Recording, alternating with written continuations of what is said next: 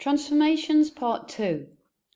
Okay, we've got to our third transformation now, which is called enlargement. And with enlargement, you need to be able to specify a scale factor, also the center of enlargement, and also you must be able to enlarge a shape by a scale factor. Now, a scale factor that's bigger than 1 will make an object larger than the original. And a scale factor that's smaller than 1 will make an object smaller than the original. So let's have a look at the example on the left. We've got 2 rectangles and we want to know what is the scale factor from A to B. Okay, so just pick one line on A. I'm going to pick this line here. This line is 2 squares long, and the same line on B is 4 squares long. Now, how do I go from 2 to 4? What do I multiply 2 by to get 4? I multiply 2 by 2. So the scale factor, A to B, is 2. Scale factor is 2. Now let's look at the opposite of that. What is the scale factor from B to A? So this time we're going from 4 squares to 2 squares. What do we multiply 4 by to get 2? We multiply 4 by a half to get 2. So the scale factor B to A is a half. Finally, what is the center of enlargement? Well, we can do this by using the ray method. We take a point on A and the same point on B, and we draw a ray. And then take another point on A, I'm going to take this point here, the same point on B, and draw a ray. And you can see that the center of enlargement is at 0, 1. Now pause.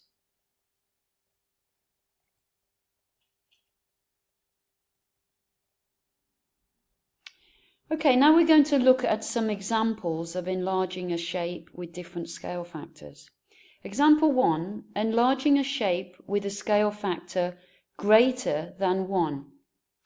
So there we've got a triangle, T, and it's positioned at 1, 1, 1, 2, and 4, 1. And we're going to enlarge triangle T by a scale factor of 2, with 0, 0 as the center of enlargement. And remember, if you've got a scale factor bigger than 1, it's going to make the shape bigger.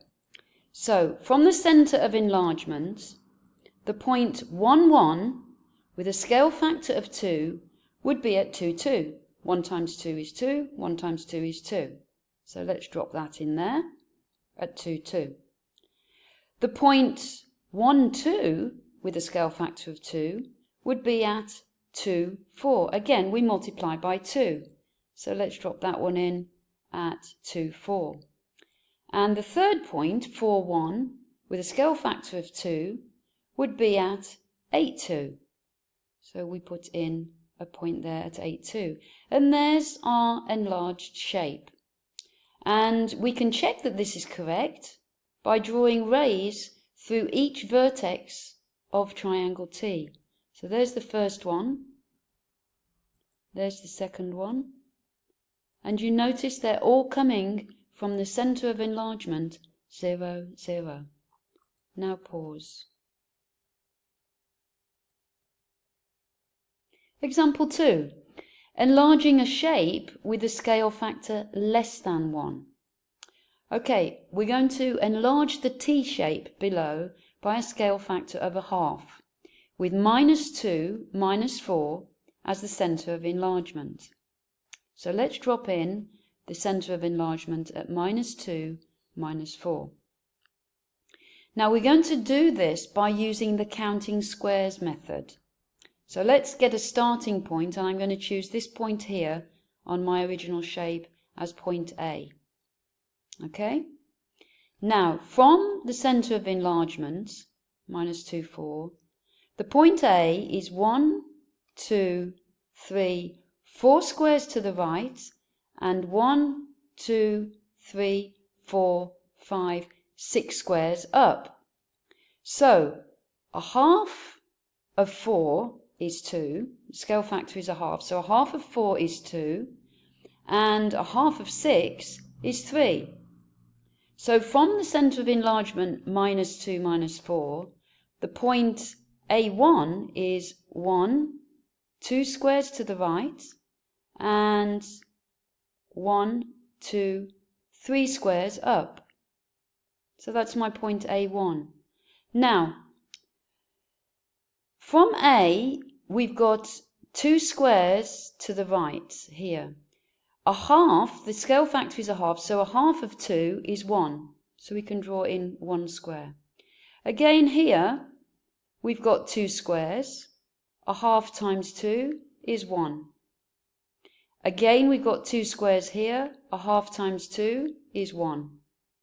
2 squares here. A half times 2 is 1. Across the top of the T, we've got 6 squares. A half times 6 is 3.